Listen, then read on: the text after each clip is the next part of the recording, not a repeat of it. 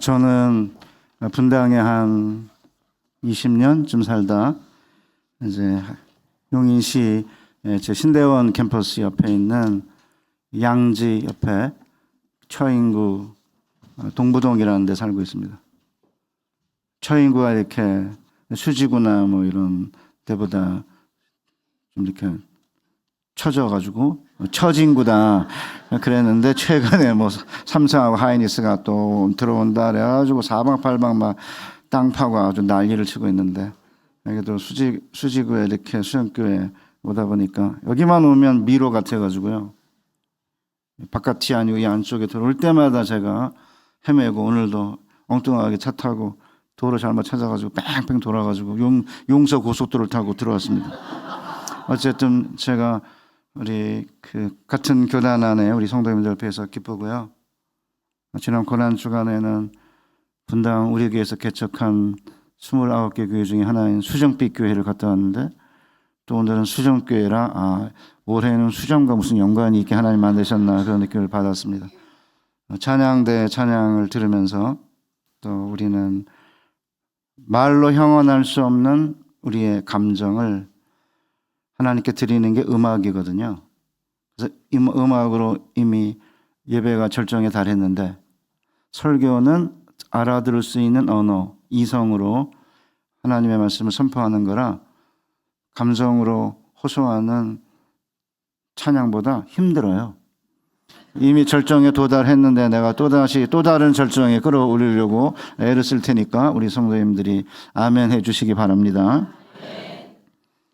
바울 사도는 고린도전서 15장 32절에서 죽은 자가 다시 살지 못할 것이면 내일 죽을 터이니 먹고 마시자 하리라고 했습니다.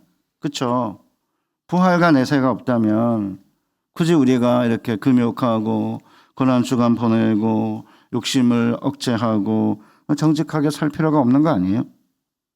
그러니까 불신자들은 내세에 대한 믿음은 물론 부활이나 영원한 형벌 이런 개념이 없기 때문에 내일 죽을 터이니 먹고 마시자라는 쾌락 중심의 문화를 만들어낼 수밖에 없습니다. 게다가 현대는 돈으로 모든 걸 살 수 있기 때문에 돈을 탐할 수밖에 없는 거죠. 이런 상황에서 잘잘법 여러분 좋아하시는 분들 많을 텐데, 거기에 나오는 어떤 목사가 지옥이 있냐 이렇게 물으니까, 내 마음은 호수요 그대 내게 저어서 오, 이걸 가지고 마음이 어떻게 호수냐 이거예요. 은유지, 비유지. 지옥이라는 건 이렇게 있는 게 아니라 우리 삶 속에서 지옥을 만들어내는 어떤 악한 행동들이다 그러는데, 저는 뒤로 자빠질 뻔했습니다. 어떻게 그렇게 가르치죠? 그 부인은 또 유명한 교수 같은데, 무당들 49명이 나와가지고 죽은 사람이 이렇게 사진 보여준 다음에 왜 죽었는지 알아맞추는 그거 하는데, 심판관으로 나왔다가 잘 몰랐다 그러면서 하차했다 그러는데요. 여러분 잘잘법 조심해서 들으셔야 됩니다. 최선은 안 듣는 거고요. 들으시면 분별하고 들으셔야 됩니다. 그 진짜 놀라운 건 뭐냐면, 그리스도인들이 지옥이 없으면 그럼 내일 죽을 터이니 먹고 마시자 그런 태도로 삶을 살지 않겠어요? 그런데 그럼에도 불구하고 부활을 나는 믿으니까 나는 문제 없다 이렇게 생각합니다. 왜요? 부활을 머리로는 믿는데 실제 삶으로는 부활을 믿지 않기 때문이죠. 우리 사랑하는 수정교회 교우 여러분, 우린 정말 부활을 믿고 있습니까? 도대체 부활을 믿는다는 게 무엇이고, 부활을 머리로 믿는 게 아니라 부활을 삶으로 믿는다는 것은 무슨 의미인지 오늘 말씀을 통해 함께 살펴보면서 우리가 과연 무엇을 믿는지 자신을 깊게 성찰하는 시간 되시기 바랍니다. 왜 그럼 세상 사람들이 부활을 믿지 않을까? 그리스도인들이 부활의 증인의 역할을 더 잘 감당하면 괜찮을 텐데 그렇지 못한 부분이 있는 것 같아요. 누가복음 24장 46절 이하에 보면 이같이 그리스도가 고난을 받고 제3일에 죽은 자 가운데서 살아날 것이 기록되었으니 너희는 이 모든 일의 증인이라. 그러니까 부활의 증인으로 우리가 살아야 되는 건데, 그렇다면 부활의 증인으로 살려면 진정한 희망, 참 소망이 무엇인지를 믿지 않는 사람들에게 보여줘야 되는 거죠. 그렇다면 도대체 부활의 증인으로서 진정한 소망이 무엇인지 보여주려면 어떻게 해야 되는지 한번 살펴보겠습니다. 2000년대에 들어서면서 이 세상 사람들이 희망과 소망 이야기를 너무 많이, 소망은 거의 기독교적인 언어고 희망은 섞었으니까 그냥 제가 희망이라고 하겠습니다. 세계적인 경제 침체를 지난 20년 안에 지금 여러 번 겪고 있잖아요. 그런 가운데 이제 자주 희망이라는 단어를 써요. 그러면 희망이라는 단어를 자주 쓰면 그만큼 희망을 맛보는 것일까요? 아니, 오히려 절망을 깊게 느끼기 때문에 반대로 희망이라는 단어를 많이 쓰는 것 같습니다. 88만 원 세대라는 책을 쓴 우석훈 씨가 2007년에 88만 원 세대라는 책을 썼는데 뭐라고 했냐면 우리 사회에는 희망이 없어서가 아니라 희망이 너무 과해서 문제다. 직격탄을 날렸어요. 그러니까 좌절과 절망을 느끼는 세대에게, 특별히 젊은 세대에게 희망을 이야기하는 것은 고문이라는 것입니다. 절망을 희망으로 바꾸지 못하고 오히려 희망 고문이라는 거죠. 희망 고문이라는 단어는 사실은 많이 씁니다. 제일 처음 희망 고문이라는 단어를 쓴 사람은 누구냐면 원더걸스라는 여자 가수를 만들어낸 프로듀서이자 본인도 가수인 박진영 씨예요.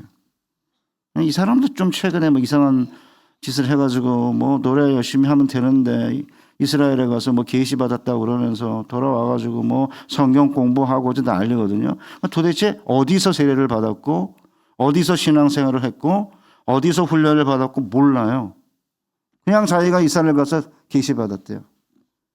그런데 뭐 3일째 안 믿는다 그런다거든요. 근데 그것도 열심히 또 듣고 있어요. 오늘 이상하게 이상한 사람들이 나오네요, 정말. 이상한 사회라, 이상한 사회라. 제가 원래 잘 이런 얘기 안 하는데 99년에 수필집이 미안해에서 처음으로 희망 고문이라는 단어를 썼어요. 희망 고문이라는 단어를 전 세계에서 이 사람이 처음 만든 게 아니고 다른 나라 사람이 단편 소설에 썼는데 이걸 이제 한글로 처음으로 사용했다 그 말이에요. 자기를 좋아하는 사람에게 할 수 있는 가장 좋은 행동은 같이 좋아하는 것이다. 하지만 만약 그럴 수 없다면 그 다음에 할 수 있는 가장 좋은 행동은 절망을 주는 거다. 바꿔 말하면 둘 사이에 애인으로서 전혀 희망이 없음을 분명히 인식시켜 주는 것이다.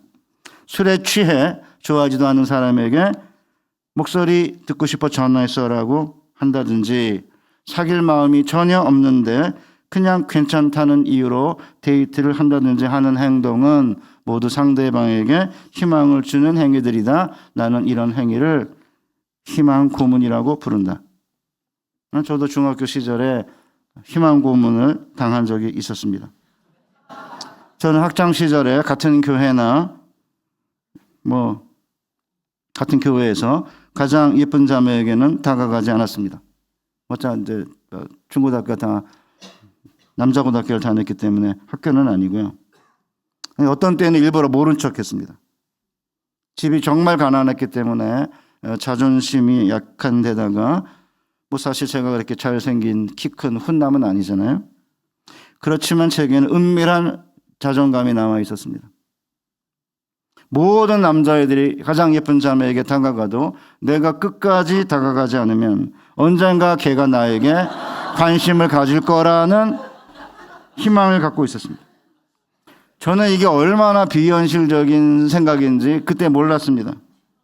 예쁜 애들은 주변에 다가오는 남자애들이 많기 때문에 걔네들 관리하기도 바빠서 저 같은 애에게는 관심을 가질 틈이 없다는 사실을 깨닫지 못했어요.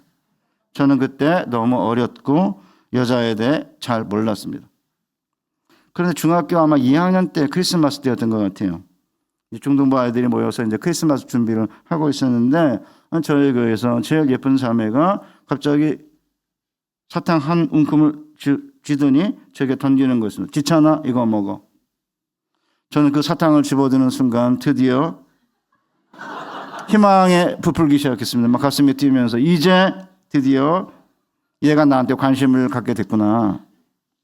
속으로 쾌재를 불렀고 그 후로 그 아이가 제게 어떤 반응을 보일지 교회 갈 때마다 기대를 했습니다. 내게 어떤 반응을 보일까? 그리고 어떤 말로 내게 다가올까? 기대를 했는데 그 아이는 그 후에 제게 어떤 반응도 보이지 않았습니다. 어떤 때 그냥 못 본 척하고 지나갔습니다. 그냥 사탕 몇 개 던지는 게 전부였습니다.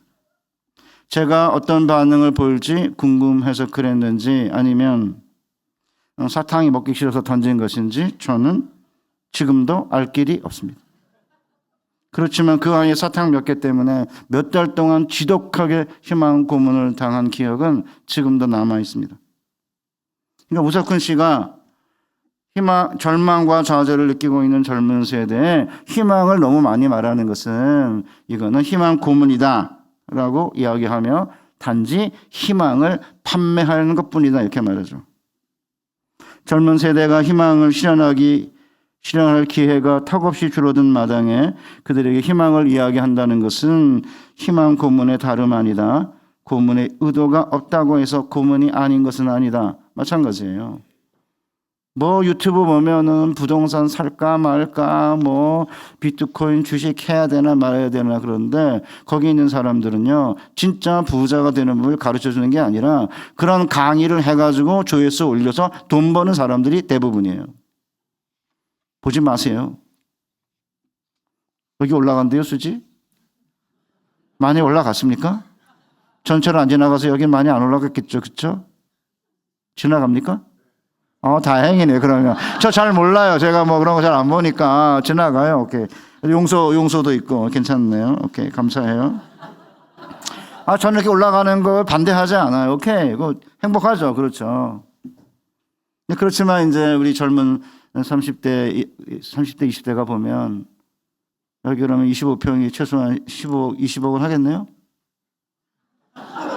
더 해요? 25억? 더 해요? 그거구나. 15억?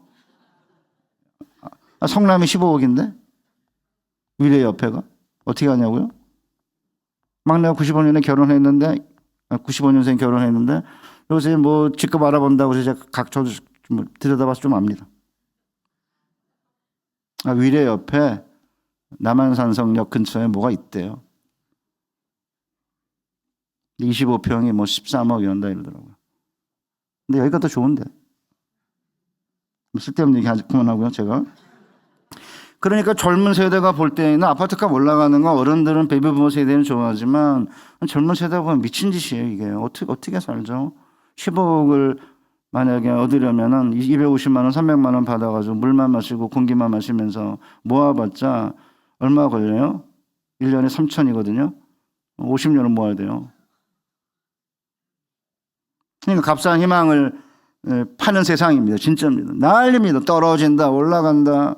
제가 이제 젊은 세대랑 소통을 하려면 어떻게든지 알아보기 위해서 제가 이제 부동산은 최근에 좀 여러 개를 봤는데 양쪽으로 나뉘어가지고 뭐 오른다, 내린다 아주 난리. 다 희망을 파는 거죠. 저는 몰랐습니다. 옛날에는. 집이 없을 때에는 내려가기를 바라니까 내려가는 쪽을 주로 보고 집이 있으면 올라가기를 바라니까 올라가는 쪽을 유튜브를 본대요. 똑같아요. 자리잡고 보는 분들은 거기서 뭔가 쾌감을 얻으니까 하는 거예요. 비판하는 걸 들으니까 교회 헌신 안 해도 되고 뭐 교회에 맨날 모이는 건 잘못이고 아니 모여야 흩어지지. 맨날 흩어지는 교회 얘기하는 분들 계신데 정신 차려야 돼. 아니 모여야 흩어지지 안 모이는데 어떻게 흩어집니까? 젊은 세대 안 모입니다. 제가 다다음 주에 얘기할 텐데 그럼 도대체 성경이 말하는 진정한 희망이 뭐냐 이거죠. 성경이 말하는 진정한 희망이 뭔지를 알려면 호프하고 위시를 구분해야 돼요. 위시는 소원이거든요.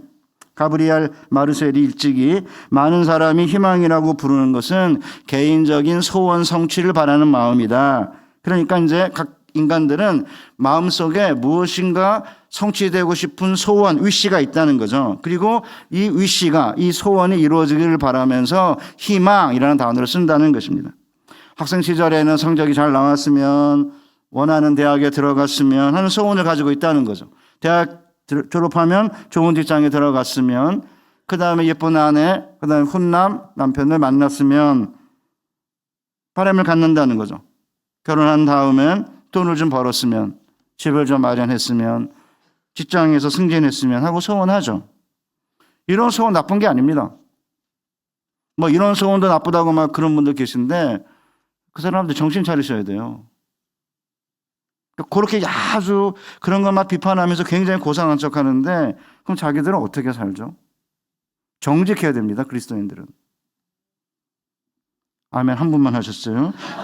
다른 분들은 소원하고 있는데 이거 말하면 약간 기복주의다 이래가지고 안 하시는 것 같은데, 왜냐하면 하나님의 자녀로 우리는 좋은 걸 소원할 권리가 있어요. 시편 20편 4절에 내 마음의 소원대로 허락하시고 내 모든 도모를 이루시기를 원하노라. 그래서 종종 하나님이 우리의 소원을 들어주세요. 그래서 가끔 행복하게 하는 것도 사실이에요. 그런데 여기서 한 가지 사실을 분명하게 해야 합니다. 우리의 개인적인 소원은 성경이 말하는 참 희망은 아니라는 거예요. 왜냐하면 이런 개인적인 소원은 이루어질 수도 있고 이루어지지 않을 수도 있기 때문이에요. 예를 들어 내가 들어가고 싶은 직장이 있다고 쳐요. 우리가 미래에 들어가고 싶은 직장을 염두에 두면서 소원하면서 이게 마치 우리의 소망인 것처럼 이야기하잖아요. 그런데 우리는 소원할 수 있을 뿐 우리의 미래가 그 소원을 이루는 쪽으로 가도록 조정하거나 통제할 수가 없어요. 그러니까 기다리는 동안에 나의 소원이 이루어지지 않으면 어떨까라고 하는 두려움을 갖게 되고 끝내 소원이 이루어지지 않으면 실망하게 되는 거죠. 따라서 개인적인 소원, 위시를 희망이라고 생각하고 희망을 자주 이야기하는 사람이 오히려 좌절과 절망을 할 확률이 커진다. 이런 현상을 학자들이 스톡데일의 패러독스, 스톡데일의 역설이라고 말해요. 스톡데일이 누구냐 하면 해군 조종사였다가 미군 1965년 비행기 추락으로 포로가 되어 하노이 포로 수용소에 수감됐는데 그중에 미군 포로 중에 가장 고위 장교였습니다. 석방의 가능성이 전혀 보이지 않는 가운데 20차례나 고문을 당하면서 이제 다리를 절게 됐는데 8년간 수용소에 갇혀 있으면서 부하들이 미군 포로들이 좌절하고 절망하는 것을 막고 끝내는 다시 다 이제 미국으로 이렇게 고향으로 돌아갈 수 있도록 만들었기 때문에 전쟁 영웅이라고 불려요. 좋은 기업을 넘어 위대한 기업이라는 책을 쓴 짐 콜린스가 물었습니다. 포로 수용소에서 끝내 견뎌내지 못한 사람은 누굽니까? 이렇게 물었는데 스톡데일의 대답이 역설이에요. 기대와 전혀 반대입니다. 그건 간단하죠. 낙관주의자들입니다.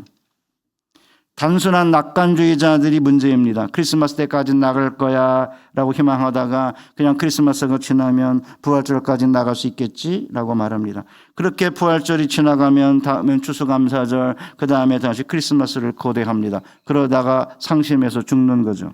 이건 매우 중요한 교훈이 되었습니다.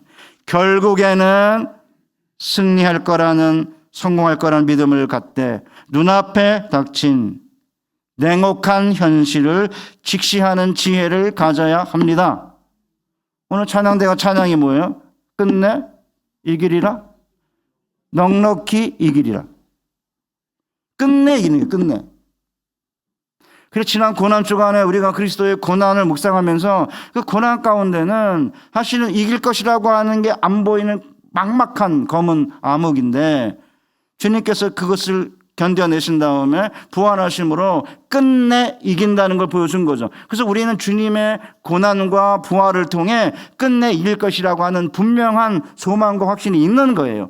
근데 이거를 알면서도 불구하고 많은 사람들이 끝내 이길 것이라는 소망을 세상에 보여주지 못하고 있죠. 이게 한국교회의 심각한 약점입니다. 말로만 부활주의를 지키면서 나는 끝내 이길 거라고 이야기하지만 그게 아니고 실제로 끝내 이길 거라고 하는 확신이 있어야 되는 거. 그게 없잖아요. 그러면 어떻게 되느냐? 희망을 많이 이야기하다가 좌절하고 절망하는 거죠. 그러니까 끝내 성공할 거라는 믿음을 갖되 그다음 어떻게 돼요? 눈앞에 닥친 냉혹한 현실을 직시해가지고 이번 크리스마스 때는 못 나가 절대 100% 못 나가. 아니야 1년 후에도 힘들지 몰라. 어쩌면 5, 6년 걸릴지도 몰라. 이렇게 냉혹한 현실을 직시하면서도 냉혹한 현실을 직시하면 희망을 못 갖죠. 그런데 냉혹한 현실을 직시하면서도 끝내 성공할 거라는 믿음을 가져야 된다. 역설이죠. 그래서 이제 스톡데일이라는 사람의 이름을 빌어가지고 학자들이 스톡데일의 패러독스라고 이름을 붙인 것입니다. 성경도 똑같아요. 사도 바울이 뭐라고 그래요? 냉혹한 현실을 받아들이면서도 다른 한편으로 최후 승리에 대한 확실한 믿음을 가져야 그리스도인들이 이 세상에서 진정한 소망을 보여줄 수 있다. 이렇게 말해요. 로마서 4장 18절. 아브라함이 바랄 수 없는 중에 바라고 믿었으니 이는 내 후손이 이와 같으리라 하신 말씀대로 많은 민족의 조상이 되게 하려 하심이라. 이 바랄 수 없는 중에 바라고 이렇게 믿었으니 이러니까 우리 한글 성경은 약간 사극체라 잘 이해가 안 돼요. 어떤 때는 바랄 수 없는 중에 바라고 믿었으니. 이게 헬라어 원문을 보면은 희망이란 단어, 소망이란 단어가 두 개가 있고요. 앞에 전치사가 하나씩 붙어 있어요. 앞에 있는 전치사는 파라라는 전치사인데 이게 무슨 뜻이냐면요. 시간이 많이 갔어요. 짧게 할게요. 반대하여, 평행하여 아니면 넘어서서 이런 뜻이에요. 그러니까 희망과는 반대인데 이런 뜻입니다. 희망을 넘어섰는데 희망과 평행선인데 그 다음에 희망 앞에 또 있는 전치사는 위에, 안에 이런 전치사예요. 희망 안에서 아니면 희망을 가지고 그러니까 바랄 수 없는 중에 이걸 한글이 사극체로 번역한 거죠. 희망을 전혀 할 수 없는데 희망과는 정반대인데 희망을 넘어섰는데 영어로 he is beyond hope 그러면 걔는 희망을 넘어서서 뭐야? 걔는 절대 우리가 믿을 수 없는 애야. 걔는 희망 가질 수 없어. 이럴 때 he is beyond hope라고 그러거든요. 그러니까 희망과 정반대 상황인데 희망을 넘어섰는데 희망과는 영영 평행선인데도 불구하고 희망을 가지고 믿었다는 거예요. 그럼 도대체 어떤 상황이기 때문에 희망과 정반대예요?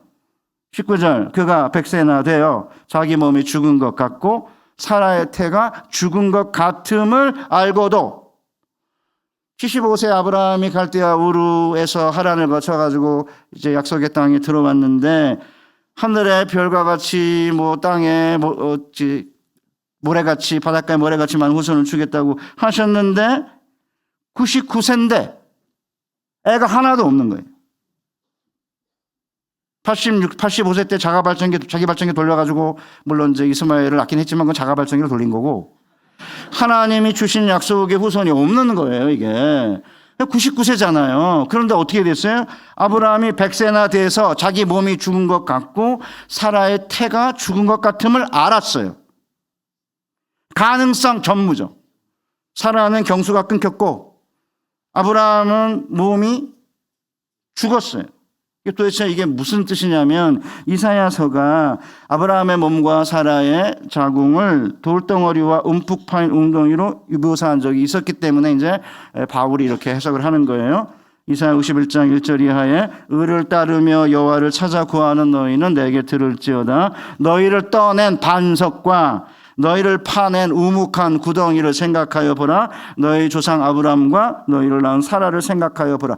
이삭을 낳았을 때 아브라함은 돌덩어리예요. 반석에서 떠낸 돌덩어리고 사라는 우묵한 웅덩이예요. 아무것도 없어요. 경수가 끊겼어요. 그러면 우묵한 웅덩이에다 돌을 집어넣으면 애가 나옵니까? 아니 아무리 의학상식이 없어도 그렇지 불가능해요. 불가능. 전혀 희망과는 반대죠. 희망을 넘어섰죠. 저는 아이를 넷갖는 게 소원이었어요. 그런데 85년 딸, 8친 아들, 그리고 95 막내 아들을 낳았습니다. 더 낳으려고 했는데 제가 아내의 강력한 저항에 뜻을 이루지 못했습니다. 37의 막내를 낳은 아내가 더 이상 자기 아이 갖지 않겠다 이렇게 강력하게 저항을 했죠. 그러나 저는 꿈을 포기하지 않았습니다. 이제 아내가 나이가 들어 이제 폐경기가 되고 그래서 이제 포기해야 하나 이런 생각을 했는데 이제 아내가 이제 몸이 안 좋으니까 이제 여성 호르몬을 먹기 시작하면서 다시 경수가 시작이 됐습니다. 제가 은근히 희망을 갖기 시작했습니다. 대놓고 이야기하면 아내가 미쳤냐 이러고 저한테 뭐라고 그러니까 말을 못하고 여보 혹시 아이가 생기면 당신 힘들 텐데 어떻게 산부인과 의사한테 가서 물어보고 와 이랬죠. 그래서 이제 아내가 가서 물어보고 왔는데 막 얼굴에 희색이 만연한 거예요. 뭐래? 그러니까 의사 선생님이 아무 걱정 말래. 다 죽정이래. 저는 죽지 않았어요. 그때 50대거든요. 저는 안 죽었어요. 제 아내도 경수가 있었어요. 그런데 애기 못 난다 이거예요. 근데 아브라함은 돌이에요. 돌. 99세. 사람은 끊겼다니까요. 요새 의학상식을 가지고 있는 이 살자법에 있는 사람들은 뭐라고 해석할지 모르겠죠. 이것도 다 은유다. 날만 하니까 낫겠지. 이러겠죠. 그따위로 해가지고 어떻게 믿음이 생긴지 알 수가 없어요. 그러니까 아브라함의 입장을 생각해 보면 아니 하나님 어떻게 이럴 수가 있어요? 한 75세의 나이에 하나님의 약속 하나만 믿고 본토 친척 아버지 집을 떠나서 하나님이 가라는 곳을 향해서 어디로 가는지 갈 바를 알지 못한 채 순례길을 떠났는데 아니 어떻게 이럴 수 있어요? 2년에 한 명씩은 낳게 해야죠. 최소한 한 다스 12명은 낳아야지. 도대체 이게 뭐냐 그런 생각이 안 드십니까? 그런데 이미 돌덩어리와 우묵한 웅덩이로 바뀐 사라와 아브라함이 자신들의 모습을 보면서 무슨 생각했겠어요? 아무런 희망을 가질 근거가 없는데 우리의 조상, 믿음의 조상 아브라함은 희망을 가졌다는 거죠. 왜요? 모든 희망이, 인간적 희망이 사라진 다음에도 그는 또 다른 희망이 있었습니다. 그래서 against hope, he believed in hope. 발음이 후지죠. 반기문식 영어이기 때문에 이해해 주세요. 우리는 원어민 교사를 만난 적이 없기 때문에 어렸을 때 발음이 후져요. 그래서 우리 애들 원어민 교사 만나면 영어 잘하죠. 현재 우리 청년들은 단군 일의 최대 학력자분이에요. 웬만한 그 영어 다 알아듣고요. 발음이 좋습니다. IT 기술도 탁월한데 이상한 나라를 만들어가지고 이 정치하는 인간들이 노동만으로도 얼마든지 먹고 살 수 있는 나라를 만들어 주겠다. 이래야죠. 주식해라. 비트코인 해라. 그래서 얼마나 벌어요? 저 너무 가슴이 아파요. 그런 거 안 해도 된다. 노동만으로 최소한 먹고 살 수 있는 나라를 만들어 주겠다. 그리고 나서 할 수 있으면 뭐 비트코인이든 주식이든지 해라. 뭐 이래야 되는 거 아닙니까? 제가 아내가 다니는 요 분당에 있는 교회 비트코인 하다가 청년 자살했습니다. 부모가 자살하려고 했는데 그래도 집은 안 건드려가지고 지금 간신히 버티고 있어요. 제가 이러니까 어떤 분이 저한테 목사님은 경제에 대해서 좀 아십니까? 이메일을 보냈어요 저한테. 제가 보통 답을 안 하는데 답을 했습니다.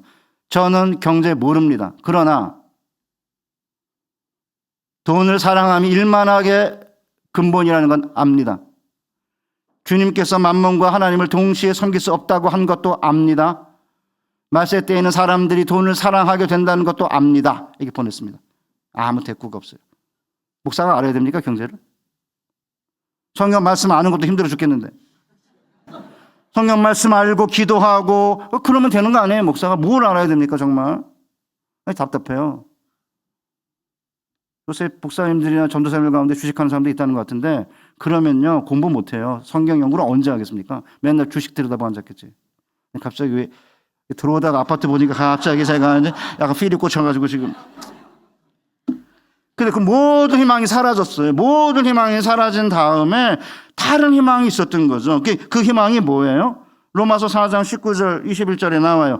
그가 백세나 되어 자기 몸이 죽은 것 같고 사라의 태가 죽은 것 같음을 알고도 믿음이 약하여지지 아니하고 믿음이 없어 하나님의 약속을 의심하지 않고 믿음으로 견고하여져서 하나님께 영광을 돌리며 약속하신 그것을 또한 능히 이루실 줄을 확신하였으니 아니 희망이 없는데 희망을 가지려면 희망이란 단어를 많이 써야 되는데 놀랍게도 희망이란 단어 딱 한 번밖에 안 쓰고는 나머지는 전부 뭐예요? 믿음과 관련된 단어를 4번 사용해요.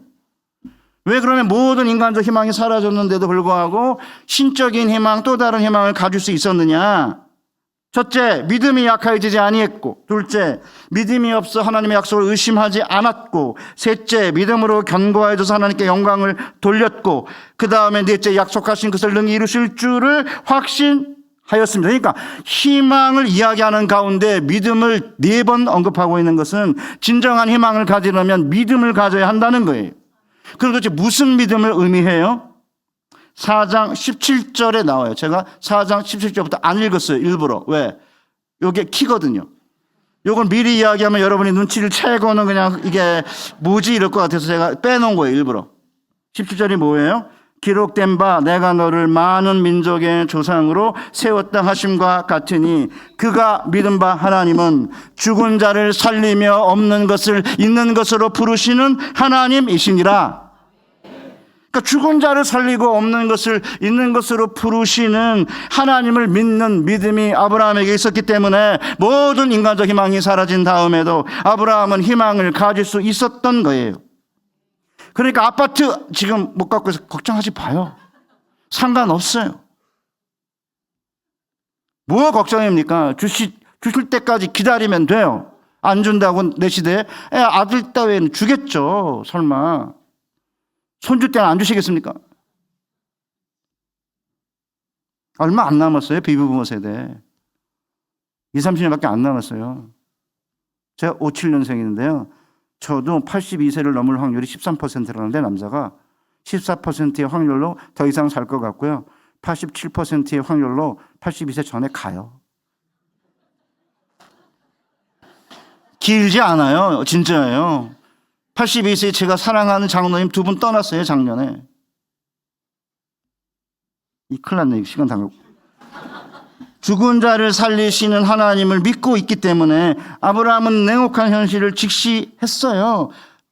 내 몸이 죽은 것 같음을 알고 자신의 아내가 경수가 끊겨져 가지고 우묵한 웅덩이이기 때문에 죽은 것을 알고 있음에도 불구하고 죽은 자를 살리시고 없는 것을 있는 것으로 부르시는 하나님을 믿는 믿음이 있었기 때문에 그는 모든 인간적 희망이 사라진 다음에도 희망을 가지고 믿을 수 있었던 거예요. 우리 수정교회 성도님들 1세대가 그거 한 거 아닙니까? 구한말에 들어온 복음이 왜 가난한 자들과 양반보다 상놈들 사이에 왜 깊게 퍼졌어요? 그 완전히 계층사회 속에서 희망이 전혀 없는데 선교사들이 와가지고 미국이나 캐나다의 20세 후반의 의사들이 다 포기하고 여기에 와가지고 물 설고 나쓰는데 와가지고 이질 걸리고 장티푸스 걸리고 애들 죽고 와이프 죽고 뭐 그런 것에도 불구하고 복음을 전하는 걸 듣고는 변화된 거예요. 지금 그런 게 안 보이니까 아파트 값이 전부고 유학이 전부고 좋은 애들 직장 만나가지고 애들 장가 보내고 시집 보내고 그게 자꾸 전부처럼 보이니까 모든 인간적인 희망이 사라진 다음에도 죽은 자를 살리고 없는 것을 있는 것으로 부르시는 그 하나님을 믿는 믿음으로 끝까지 견뎌내면 반드시 넉넉히 이길 거다. 이걸 보여줘야 되는 거예요. 기다려야죠. 그러면 성경이 말하는 진정한 희망이란 모든 인간적 희망이 사라진 다음에도 죽은 자를 살리고 없는 것을 있는 것으로 부르시는 하나님을 믿고 하나님의 약속이 성취될 때까지 참고 기다리는 것을 의미해요. 꽤 오래전 이야기입니다. 제 딸내미가 고등학교 다닐 때인데 큰딸아이가 수능을 보기 며칠 전에 아내가 딸을 격려하기 위해서 뭐 큰 카드를 하나 사가지고 자기가 이제 잔뜩 성경 구절 3개를 적고 격려의 말을 썼습니다.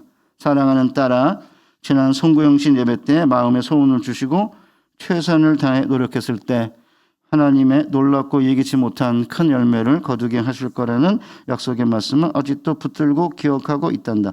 아마 송구영신 예배 때 뽑았나 봐요. 말씀을 나눠줬든지 거기 아마 그게 있었나 봐요.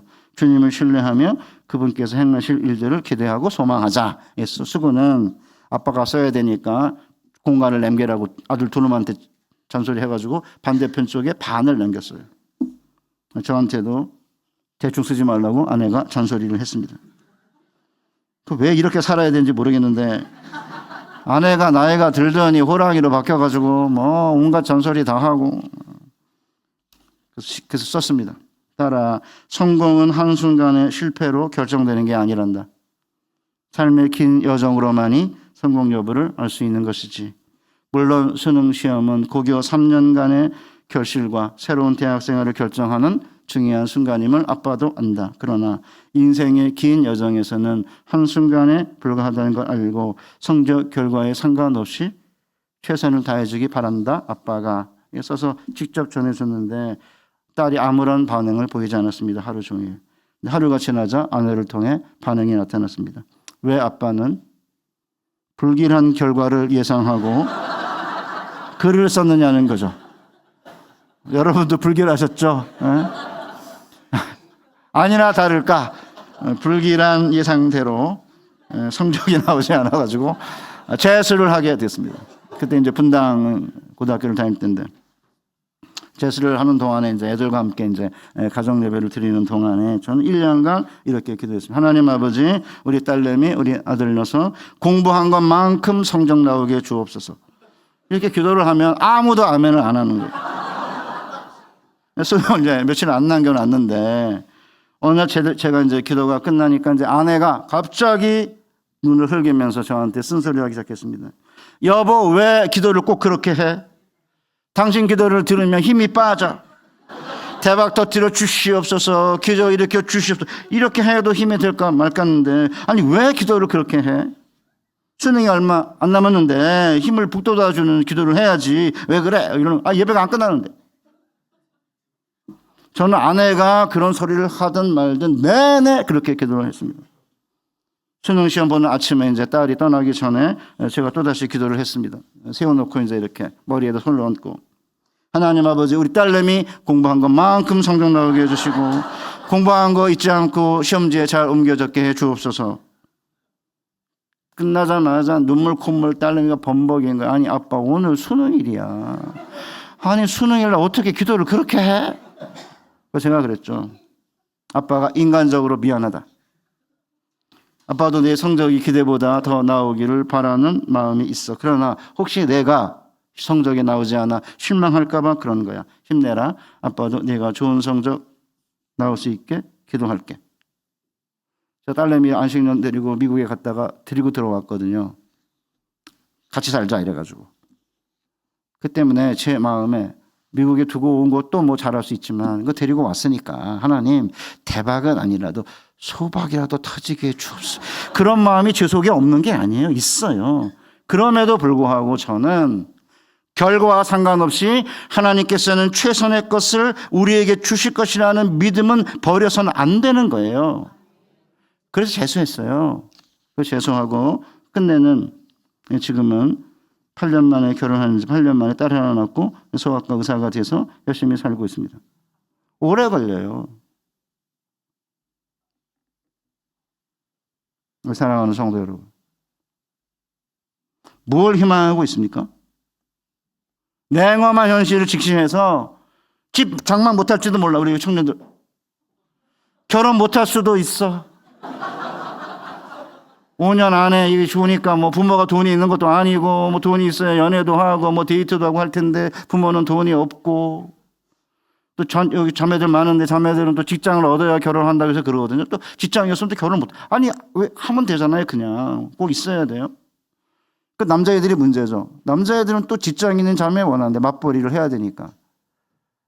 뭐 그것도 좋죠. 그렇지만 저분 믿으면 되는 거잖아요. 그러니까 그냥 마음에 드는 자매 있으면 일찍 결혼해서 애를 낳고.